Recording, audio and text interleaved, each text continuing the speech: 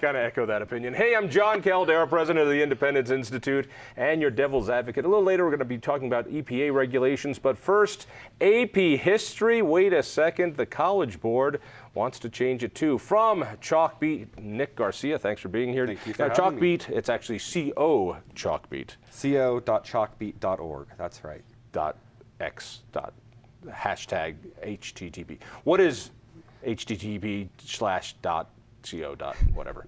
So Chalkbeat is a nonprofit news organization that covers education changes in 4 different states across the U.S. Actually, really, since the newspapers have shrunk down, the internet has had more specialized reporting. Absolutely. Chalkbeat, you do part of Colorado's beat. This is if you're an education junkie, a policy junkie, this is the place you go. Absolutely. It's actually a really good site. Thank you. We try to be a one-stop shop for anyone who wants to know how education policies are changing. And from Complete Colorado, Sherrie Peif, who also does the same thing. Yes, I do. Only for a different publication, Complete Colorado. Yeah, but nobody reads that. Right. Nobody reads that. Right. All right, let's start off. When there was, in Jefferson County School District, there was a move to review, look at, do something with AP History. And this was a little less than a year ago, and all hell broke loose. What was the story back then? Yeah, so, refresh our memories. So what happened was the organization that creates these advanced placement classes for college credit for high school juniors and seniors, they took a step back and said, we need to update our U.S. history curriculum. And by the way, just in case people don't know, AP is advanced placement. Advanced placement. You take these classes in high school if you're smarter than I was in high school, and you actually get some college credit for it. If you pass the test successfully at the end of the school year. So if you're a parent, you want your kid in this because it can save you some money when the kid goes to college. Absolutely. It's a great deal. It is. All right. So what happened was the organization behind advanced placement classes said we need to drill back and kind of refine the history course. It was too much.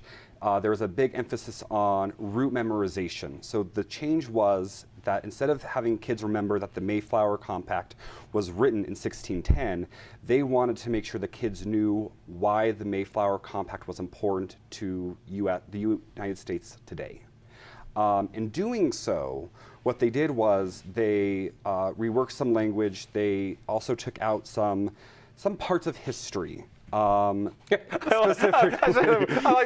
the gleam in your eye. They took out some parts of history, like the Cold War. Those kind of And let me parts say of this history. real quick to clarify. What the organization produces is called a framework. It's not the actual curriculum. These are guiding questions, principles that teachers, whether they're in Jefferson County, New York City, or Dallas, they take that and then they, working with their school districts, find curriculum that they think they can use to teach these principles, these theories and concepts, so the kids can successfully pass the test at the end of the school year. Right. And who controls the AP? It's a group called the College Board. Right. And what is the College Board? That's a really great question. The College Board is a nonprofit organization that produces, again, the advanced placement classes. They do some other college aptitude tests. So they've been in this game for a while. And they got to make sure that whatever they teach, whatever this framework is, that universities and colleges will accept that credit. Absolutely. So there's a connection there. Yeah. All right. What happened in Jefferson County that had to do with that, and those parts of history that they took out?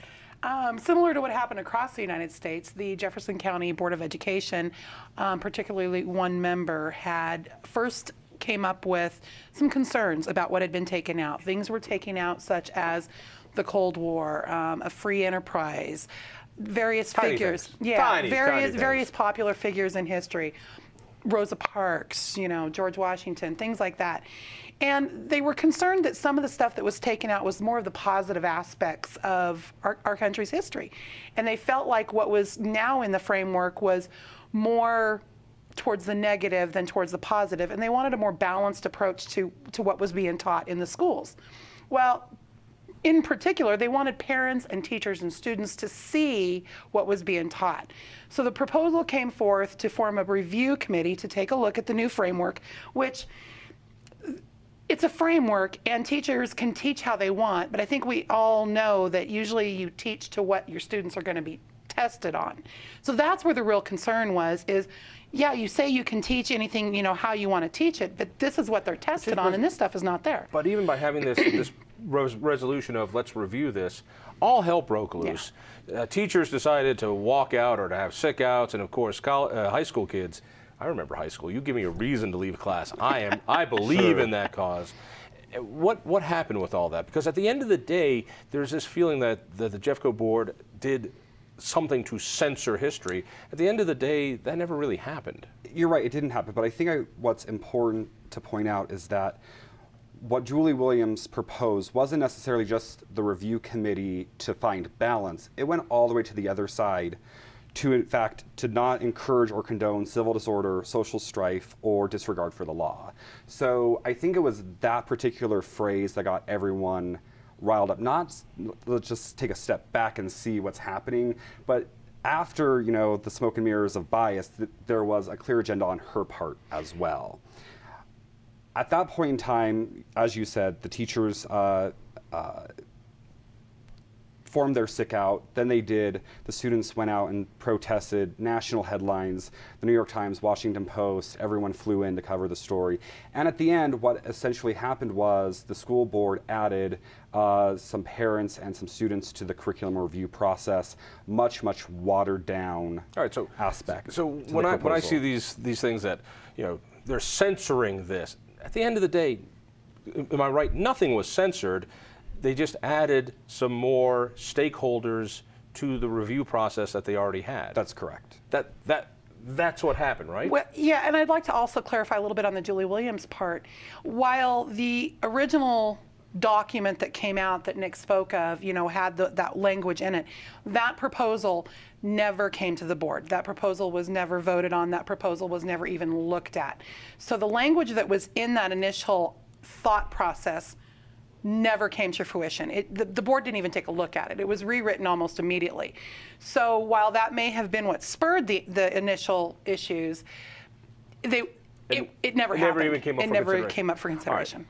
While this is interesting, now it's almost a year later, things have happened, and the college board decided to take a look at it. So what came out the other day from the college board, which really didn't get a whole lot of press, except, you know, Chalkbeat, but, you know, who reads that? Right. So They put back into place a lot of the things that they had removed in the first place. They have now put more of an emphasis back on. Wait a second, is George Washington now part of history again? Part of history Holy again. So crap. are several other, you know, war heroes. The battles themselves, which they had originally removed some of the battles, World War I, World War II, a lot of the topics that they had pulled out as being the more positive aspects of our history have now been placed back in there for people to take a look at. I want to take a little bit of a different take on that, and actually going back to why the College Board did this in the first place a year ago was to condense the curriculum to make it more about critical thinking, really zeroing in on some key themes throughout the U.S. history. What actually happened, in my opinion, is they did it even more. So they went from about 100 learning objectives to down to 50 last year. Now they're down to 19. And also, besides, you know, putting some references back in about George Washington, what Rick Hess, a conservative education political scientist, actually said was they took out a lot of the loaded language. And this is his direct quote, they made it less starry-eyed for the liberals. What do you mean less starry-eyed for the liberals? Those are his words, but basically it was taking out a lot of loaded language. NPR, they, for example, in the 2014 version, this is from the framework, Europeans helped increase the intensity and destructiveness of American Indian warfare.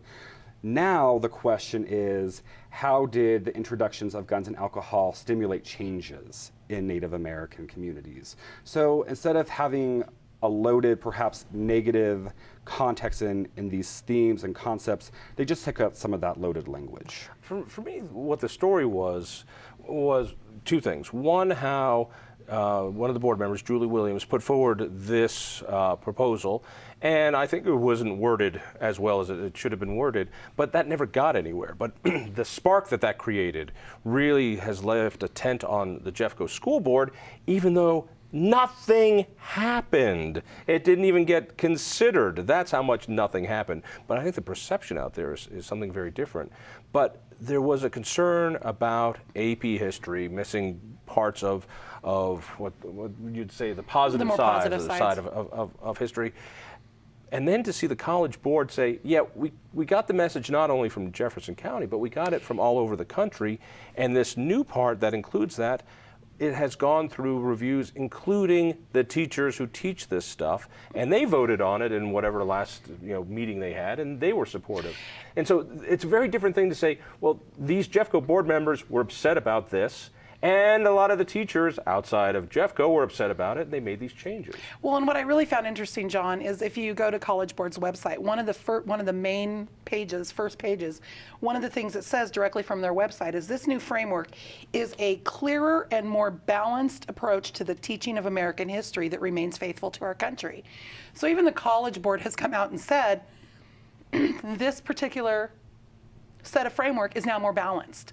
So they've taken a step back and said, oops, maybe what we did last year wasn't quite as balanced. But the risk of sounding lawyerly, if now it is more balanced, one must say, wasn't it a little unbalanced before? Right. I'm wondering, this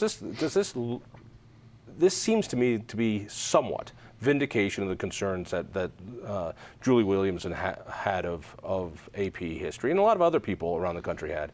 Is it vindication, or is it, because this story, I've got a feeling, just got swept under the carpet, because heaven forbid teachers walk out and we find out that teachers around the country actually agreed with the other side. Yeah, let me say this. I think what the College Board did was act responsibly to the concerns of not, again, just the Jefferson County School Board, but the Texas State School Board and several conservatives across the country.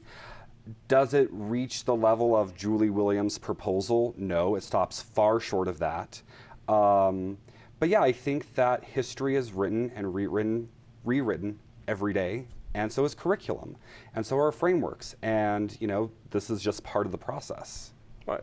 I think it is part of the process, but it is interesting that their concern, wasn't just Julie Williams, wasn't just some board members, but the actual College Board itself said, you got a point there. Yeah. It's like so many other things. The first flash gets a lot of coverage. This one doesn't. Is this? You did a story about this. I did. You used the word vindication. Is it? I believe so. If you look at, again, I'm going to go back to what I said about Julie Williams' proposal. I think we all, as people, have our own ideals and our own thoughts as to what we would like to see from something. The school board, the three members that are currently subject to recall, were concerned about something. And one member put forth an idea that never came to fruition. And that board continues to be vilified for it. However, she herself said, it's not everything she would have liked to seen, but it's a huge step towards what she wanted. It's a huge step towards what the board wanted. And it's major changes to what their concerns were last year. And at the end of the day, all she wanted was people to take a look at it, and that's exactly what happened. Thank you. Thank you. You stay tuned.